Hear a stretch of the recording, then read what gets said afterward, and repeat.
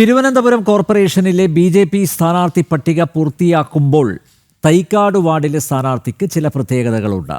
CPM മുൻ MP A. സമ്പത്തിന്റെ സഹോദരനും ഹിന്ദു ഐക്യവേദി തിരുവനന്തപുരം ജില്ലാ അധ്യക്ഷനുമായ എ. കസ്തൂരിയാണ് മത്സരരംഗത്ത്. പരമ്പരാഗത വാർഡ് എന്ന് CPM അവകാശപ്പെടുന്ന തൈക്കാട് ഇത്തവണ BJP-ക്കൊപ്പമാകും എന്നും നഗരസഭ BJP ഭരിക്കുമെന്നും എ. കസ്തൂരി ജനം TV-യോട് പറഞ്ഞു. പ്രശാന്ത് ശങ്കരമംഗലത്ത് തയ്യാറാക്കിയ റിപ്പോർട്ട് കാണാം. തിരുവനന്തപുരം നഗരസഭയിലെ രണ്ടാം ഘട്ട സ്ഥാനാർത്ഥി പട്ടിക BJP പുറപ്പെടുവിച്ചിരിക്കുകയാണ്. ഇത്തവണ തൈക്കാട് വാർഡിനെ പ്രതിനിധീകരിച്ചൊരു സ്ഥാനാർത്ഥിയുണ്ട്. ആ സ്ഥാനാർത്ഥി അതീവ വിശേഷപ്പെട്ട ഒരാളാണ്. നമുക്ക് അദ്ദേഹത്തെ പരിചയപ്പെടാം. എ. കസ്തൂരി ആണ് ഇത്തവണ തൈക്കാട് വാർഡിൽ നിന്ന് മത്സരിക്കുന്ന സ്ഥാനാർത്ഥിയായിട്ട് നിശ്ചയിച്ചിരിക്കുന്നത്. നമസ്കാരം. നമസ്കാരം. ഈ ഒരു പ്രത്യേകത എന്ന് ഞാൻ പറഞ്ഞത്, നമുക്കറിയാം, ഒരു വലിയ കമ്മ്യൂണിസ്റ്റ് കുടുംബത്തിൽ നിന്നെത്തുന്ന ആൾ, മുൻ MP എ. സമ്പത്തിൻ്റെ സഹോദരൻ, അങ്ങനെയൊക്കെയാണ്. എങ്ങനെയാണ് ഈ ഒരു സ്ഥാനാർത്ഥിത്വത്തിലേക്ക് എത്തുന്നത്? ഒരു കമ്മ്യൂണിസ്റ്റ് കുടുംബം എന്ന് പറഞ്ഞാൽ, ഞാനന്ന് ചെറുപ്പകാലത്ത് കണ്ടിട്ടുള്ള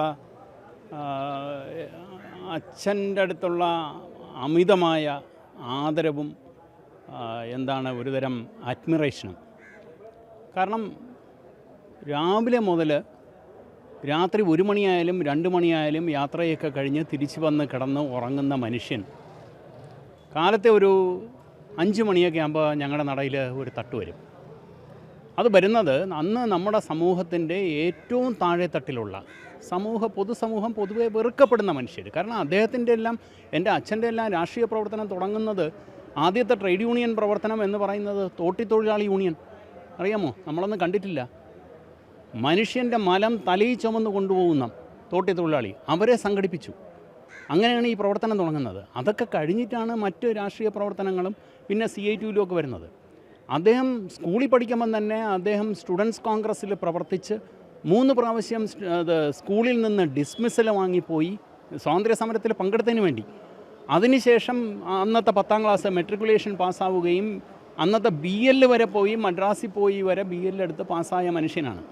പക്ഷേ അദ്ദേഹത്തിന് ഈ സമൂഹത്തിൻ്റെ അടുത്ത്, ഈ പാവപ്പെട്ടവൻ്റെ അടുത്തുള്ള അനുകമ്പ, അവരെ അണച്ചു പിടിക്കൽ എന്ന് വെച്ചാൽ, ഒരു പോലീസ് സ്റ്റേഷനിൽ അന്നൊക്കെ പിടിച്ചുകൊണ്ട് പോയി കഴിഞ്ഞാൽ ലോക്കപ്പിലിട്ട് ക്രൂര മർദ്ദനമാണ്. കോടതിയിൽ ഹാജരാക്കില്ല. ദിവസങ്ങളോളം കോടതിയിൽ കിടക്കും. അവിടെ വരുന്ന ഏമാമാരെല്ലാം എടുത്തിട്ടിടിക്കും. കയ്യിലെ ഉള്ളത് വരെ അവരിടിക്കും. ഒരു തുള്ളി വെള്ളം കൊടുക്കില്ല. അവിടെ ചെന്ന് അവന് വേണ്ടി വാദിക്കാൻ കഴിവുണ്ടായിരുന്ന ഒരു ചങ്കൂറ്റമുള്ള മനുഷ്യനായിരുന്നു എൻ്റെ അച്ഛൻ. അത് ഞാൻ SFIയിലൊക്കെ പ്രവർത്തിച്ച സമയത്ത് എനിക്കറിയാം. ഞങ്ങൾ റോഡിൽ അന്ന് ഞാനും എൻ്റെ ചേട്ടനും SFIയുടെ സംഘടനാ പ്രവർത്തനത്തിൽ സജീവമാണ്. നമ്മൾ ഇവിടുത്തെ റോഡിൽ നടന്നിട്ടുള്ള സംഘടന നമ്മുടെ സമരങ്ങളിൽ വളരെ സജീവമായി നിന്നിട്ടുള്ളവരാണ്. ഇന്നത്തെ ഏതെങ്കിലും ഒരു കമ്മ്യൂണിസ്റ്റുകാരൻ്റെ മക്കളെ നിങ്ങൾക്ക് ഇതിൽ കാണാൻ പറ്റുമോ? അവനൊന്നും ഇവിടുത്തെ ഒരു സ്കൂളിലും പഠിക്കുന്നില്ല. പഠിക്കുന്നത് ഒന്നുകിൽ വിദേശത്ത്, അല്ലെങ്കിൽ അവർ കേരളത്തിന് പുറത്ത്. ഞങ്ങൾ പഠിച്ചത് തിരുവനന്തപുരത്തെ ഗവൺമെൻറ് മോഡൽ ഹൈസ്കൂൾ, ഈ തൈക്കാട് വാർഡിലുള്ള ഗവൺമെൻറ് മോഡൽ ഹൈസ്കൂളിൽ ഒരു തേക്കാത്ത ഷർട്ടുമിട്ട് ഒരു റബ്ബർ ചപ്പലുമിട്ട് നമ്മളിവിടുത്തെ ഇന്നത്തെ രാജാതി നഗർ, അന്നത്തെ ചെങ്കച്ചുള്ള കോളനി അല്ലെങ്കിൽ പൗണ്ടുകുളം കോളനിയിലൊക്കെ ഉള്ള പാവപ്പെട്ട പിള്ളേരെ കൂടെ ഇരുന്ന് പഠിച്ചതാണ്. നമുക്ക് ഈ നാട്ടിലെ ജനങ്ങളുടെ കഷ്ടപ്പാടെന്തെന്നറിയാം. ഒരു നേരം ഉച്ചയ്ക്ക് ആഹാരം കഴിക്കാതെ കൂടെ ഇരിക്കുന്നവന് നമ്മളൊരു പൊതി ചോറ് കൊണ്ടുവന്ന് കൊടുക്കുമായിരുന്നു. അതിന് ഈ പറയുന്ന ഗവൺമെൻറ് സംവിധാനങ്ങളൊന്നുമില്ല. മനുഷ്യത്വമുള്ള അമ്മമാർ ഞങ്ങൾക്കിത് ചെയ്തു തരുമായിരുന്നു. നമ്മൾ അവർക്ക് ഷെയർ ചെയ്യുമായിരുന്നു. ഇങ്ങനെ ജീവിതം പഠിച്ചവരാണ്. അപ്പോൾ അതിൽ വന്നപ്പോൾ ഇതിലാകെ ഒരു പ്രശ്നമുണ്ടായത്, അന്നത്തെ ഈ പറയുന്ന സംഘടനാ പ്രവർത്തനം, അന്നത്തെ വിദ്യാർത്ഥി രാഷ്ട്രീയം, ഇത് ചീഞ്ഞഴുകിപ്പോയി. ഇന്ന് ഈ പറയുന്ന നമ്മൾ ഈ വിദ്യാർത്ഥി സംഘടനാ നേതാക്കളെന്ന് പറഞ്ഞ് ഇന്ന് അത് കഴിഞ്ഞ് ഒറ്റയടിക്ക് MLA-മാരും MP-മാരുമായി വരുന്ന പല നേതാക്കന്മാരും ഇന്ന് ആ ക്യാമ്പസുകളിൽ നടത്തുന്ന പ്രവർത്തനം, അതിനകത്ത് ഒരു സാമൂഹിക പ്രതിബദ്ധതയില്ല. അതിനകത്ത് ഒരു വിധത്തിലുള്ള എഡ്യൂക്കേഷണൽ ഇമ്പ്രൂവ്മെൻറ്റിന് വേണ്ടിയുള്ള പരിശ്രമവുമില്ല. അത് ആ വിദ്യാഭ്യാസ നിലവാരം തകർന്നു പോവുകയാണ്. നല്ല അധ്യാപകരില്ല. നല്ല അധ്യാപകനുണ്ടെങ്കിൽ അവനെ കയ്യേറ്റം ചെയ്യും. സ്കൂളുകളിൽ കുട്ടികളെ ആർക്കെങ്കിലും ശാസിക്കാൻ പറ്റുമോ? ഒരു മാർക്ക് കുറഞ്ഞു പോയാൽ അവിടെ ചെന്ന് അധ്യാപകന് മേലെ കംപ്ലൈൻറ്റ് കൊടുക്കുകയും ആ കുട്ടിയുടെ മുമ്പിൽ വെച്ച് ആ അധ്യാപകനെ അധിക്ഷേപിക്കുകയും ചെയ്യുന്ന മാതാപിതാക്കളാണ് ഇന്ന് നമ്മളെ സമൂഹത്തിൻ്റെ ശാപം. കാരണം ആ കുട്ടിക്ക് ആ അധ്യാപകൻ്റെ അടുത്തുള്ള ആദരവ് അതോടുകൂടി ഇല്ലാതായി. അവിടെ ചെന്ന് അദ്ദേഹത്തിനോട് ചോദിക്കുകയാണ്, നിങ്ങൾക്ക് എന്ത് വിവരമുണ്ട് എന്നൊരു അധ്യാപകൻ്റെ അടുത്ത് ഒരു കുട്ടിയുടെ മുമ്പിൽ വെച്ച് ചോദിച്ചാൽ അതോടുകൂടി ആ അധ്യാപകൻ എന്നുള്ള സ്ഥാനം അവിടെ തകർന്നു. അപ്പം എൻ്റെ അടുത്ത് അച്ഛൻ പറഞ്ഞിട്ടുണ്ട്, നീ SFI ഒക്കെ ശരി തന്നെ, ഏത് അധ്യാപകനെ കണ്ടാലും മടത്ത് കെട്ടിട്ടുണ്ടെങ്കിൽ ആ മടത്ത് കെട്ട് അഴിച്ചിടണം, 2 കൈയും കൂപ്പി അദ്ദേഹത്തിനെ വണങ്ങണം, ഏത് അധ്യാപകനും ആവട്ടെ, ആ രീതിയിലേ നിൽക്കാവൂ. അപ്പോൾ ഇങ്ങനെ പഠിപ്പിച്ചിട്ടുണ്ട്. കമ്മ്യൂണിസമൊക്കെ ഒരു സൈഡിൽ, പക്ഷേ ഇന്നത്തെ ഈ ധാർഷ്ട്യം അദ്ദേഹം ഞങ്ങളെ പഠിപ്പിച്ചിട്ടില്ല. അപ്പോൾ അതിൽ നിന്ന് വന്നതാണ്.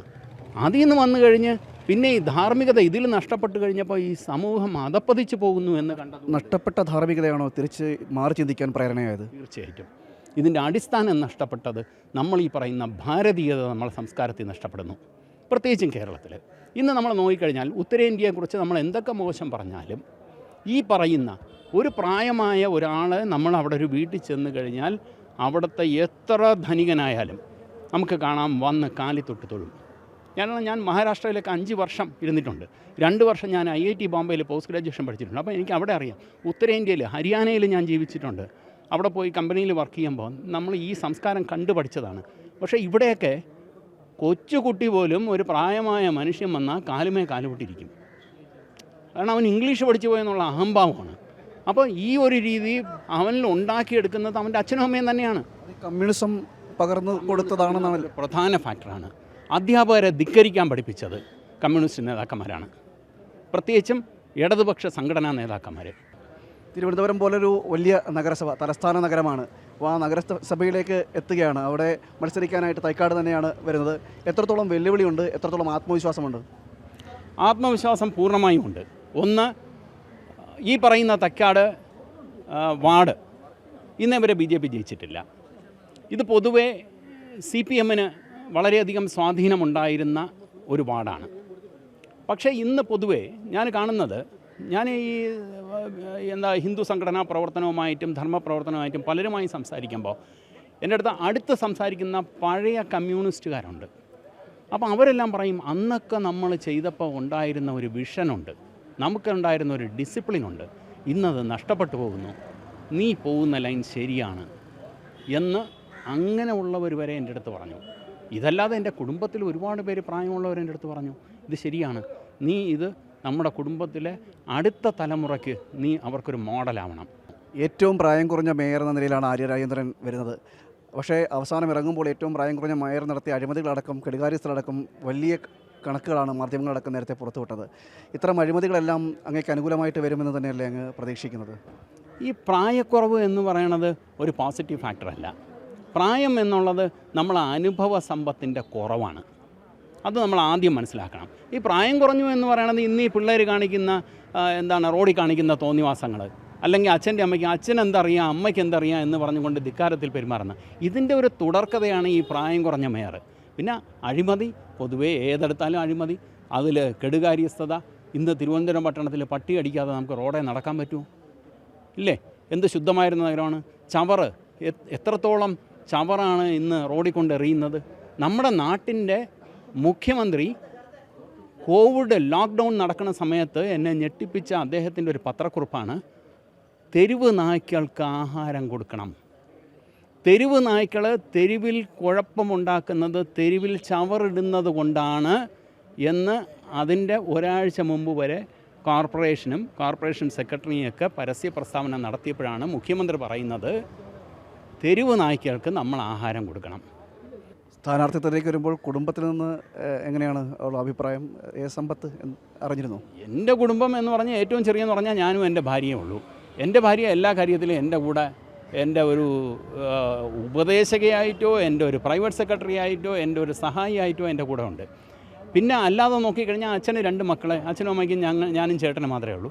ചേട്ടൻ ഒരു കാരണവശാലും എന്നെ ഈ കാര്യത്തിൽ അനുകൂലിക്കുകയോ അനുഗ്രഹിക്കുകയോ ആശീർവദിക്കുകയോ ചെയ്യില്ല. കാരണം ഞാൻ BJPയുടെ സ്ഥാനാർത്ഥിയാണ്. അതേസമയം ഞാനൊരു CPMൻ്റെ സ്ഥാനാർത്ഥിയായിരുന്നെങ്കിൽ അദ്ദേഹം 2 കൈ നീട്ടി എന്നെ കെട്ടിപ്പിടിച്ച് അത് അനുഗ്രഹിച്ച് വിട്ടാനെ. പക്ഷേ അനുഗ്രഹം എന്ന് പറയുന്നത് എപ്പോഴും ഒരു ഈശ്വര കടാക്ഷം അല്ലെങ്കിൽ ഈശ്വര വിശ്വാസം, അതിൻ്റെ അടിസ്ഥാനത്തിലാണ്. ആ ധാർമ്മികതയും ആ ഒരു ധർമ്മബോധം എന്ന് പറയുന്ന അതിലാണ് നമ്മൾ ഒരാളിൻ്റെ അടുത്ത് പോയി അനുഗ്രഹം വാങ്ങിക്കുന്നത്, ഒരാൾ നമ്മളെ ആശീർവദിക്കുന്നത്. ഈ ഒരു സംഗതി ഞങ്ങൾ രണ്ടുപേരും 2 വ്യത്യസ്ത ധ്രുവങ്ങളിലാണ് ഞാൻ ഈ ആശീർവാദത്തിൻ്റെയും അനുഗ്രഹത്തിൻ്റെതും അദ്ദേഹം ലാൽ സലാമിൻ്റെ സൈഡുമാണ്. അപ്പോൾ അതുകൊണ്ട് അങ്ങനെ ഒന്നും ഞാൻ അവിടെ പ്രതീക്ഷിക്കുന്നില്ല. അങ്ങനെ ചെയ്തിട്ടുണ്ടെങ്കിൽ അദ്ദേഹം ചെയ്യുന്ന ഏറ്റവും വലിയ നുണയാണ് ഏത് സമൂഹത്തിൻ്റെ അടുത്ത് കാണിക്കുന്നത്. Let him be at least faithful to the society എന്നേ ഞാൻ പറയൂ. ഞാൻ പക്ഷേ അദ്ദേഹത്തിൻ്റെ അടുത്ത് പറഞ്ഞു, ഞാനിത് ചെയ്യുകയാണെന്ന് പറഞ്ഞു. അദ്ദേഹം പറഞ്ഞു, നിനക്ക് നിൻ്റെ ഇഷ്ടം, you have to take your decision, അത്രേ എനിക്ക് പറയാനുള്ളൂ എന്ന് മാത്രം പറഞ്ഞു. പൊതുവിൽ ഉണ്ടാകുന്ന ഒരു അഭിപ്രായം എങ്ങനെയാണ്, ഇങ്ങനെ ഒരു കുടുംബത്തിൽ നിന്നും പുറത്തേക്ക് ഒരാൾ വരുന്നു, അത് BJPയുടെ ഇപ്പോൾ തിരുവനന്തപുരം നഗരസഭയിലെ തന്നെ ഒരു വാർഡിലേക്ക് മത്സരിക്കുന്ന നിലയിലേക്ക് എത്തും. നേരത്തെ ഹിന്ദു ഐക്യവേദിയുടെ ജില്ലാ ചുമതലയിലുണ്ടായിരുന്നു, അങ്ങനെയാണ് ഒക്കെ വന്നതാണ്. അപ്പോൾ തന്നെ ഇത് ചർച്ചയായതല്ലേ. ഞാൻ ഹിന്ദു ഐക്യവേദിയുടെ ജില്ലയുടെ അധ്യക്ഷനായപ്പോൾ തന്നെ ഈ ഒരു ചർച്ച തുടങ്ങി. പിന്നെ ഈ വാർഡെന്ന് പറയുന്നത് എൻ്റെ ചേട്ടൻ്റെ രാഷ്ട്രീയ ജീവിതം എന്ന് പറയുന്നത്, ഈ പറയുന്ന ലെജിസ്ലേച്ചർ അത് തുടങ്ങിയത് ഈ പറയുന്ന തൈക്കാട് വാർഡിൽ നിന്ന് തന്നെയാണ്. ആയിക്കോട്ടെ, ആ വാർഡ് തന്നെ ആയിക്കോട്ടെ, എനിക്കും പയറ്റാനായിട്ട് ഒരു അവസരം തന്നിരിക്കുന്നു. അതിന് അങ്ങനെ ഒരു ചരിത്രം കൂടെ ഉണ്ടല്ലോ, അതുകൊണ്ട് അത് കുഴപ്പമില്ല. പിന്നെ ഓരോരുത്തരും അവരവരുടെ അഭിപ്രായം പറയും. നമ്മൾ എന്ത് നല്ലത് ചെയ്താലും നമുക്ക് ചീത്ത വിളി കേൾക്കേണ്ടി വരും. ശ്രീമാൻ നരേന്ദ്രമോദി ഒരു ഇൻ്റർവ്യൂ പറഞ്ഞു, ഗാലി സുന്ന, ചീത്ത വിളി കേൾക്കണം. ക്യോं ഗാലി നഹീ സുൻ രേ, മേരാ കുച്ച് അപരാധ് ഹൈ ക്യാ എന്ന് വെച്ചാൽ, ഇന്നെനിക്ക് ചീത്ത വിളി കിട്ടിയില്ലെങ്കിൽ അന്ന് എനിക്ക് ഉറക്കം വരില്ല, ഞാൻ എന്തോ കുഴപ്പത്തിലേക്ക് പോകുന്നു, അല്ലെങ്കിൽ എന്നെ ആരെങ്കിലും ചീത്ത വിളിക്കും എന്നാണ് അദ്ദേഹം പറഞ്ഞത്. എത്ര നല്ല പ്രവൃത്തി ചെയ്താലും, എത്ര പേരെ നമ്മൾ സഹായിച്ചാലും ചീത്ത വിളി എന്തായാലും കേൾക്കും. പക്ഷേ ബഹുഭൂരിപക്ഷം ജനങ്ങൾ അവർ നമ്മളെ അവരെ മനസ്സിൽ പ്രതിഷ്ഠിക്കും. അവരുടെ മനസ്സിൽ പ്രതിഷ്ഠിച്ച് അവരുടെ അനുഗ്രഹം നമുക്കുണ്ടാവും. അതുമാത്രം പ്രതീക്ഷിച്ചുകൊണ്ട്. വലിയ പ്രതീക്ഷ തന്നെയാണ്. തീർച്ചയായും നല്ല പ്രതീക്ഷയാണ്, ഒരു സംശയമില്ല. വലിയ ആത്മവിശ്വാസം അദ്ദേഹം പറയുന്നുണ്ട്. അത് വലിയ CPM തന്നെ കുത്തകയായി കൊണ്ടു നടക്കുന്ന ഒരു വാർഡ് കൂടിയാണത്. ഇത്തവണ BJPക്ക് ആ വാർഡിൽ ഭൂരിപക്ഷത്തോടു കൂടി വിജയിക്കാൻ സാധിക്കുമെന്നുള്ളൊരു ആത്മവിശ്വാസവും കസ്തൂരി പ്രകടിപ്പിക്കുന്നുണ്ട്. മനോജിനൊപ്പം പ്രശാന്ത് ശങ്കരമംഗലത്ത്, ജനം, തിരുവനന്തപുരം.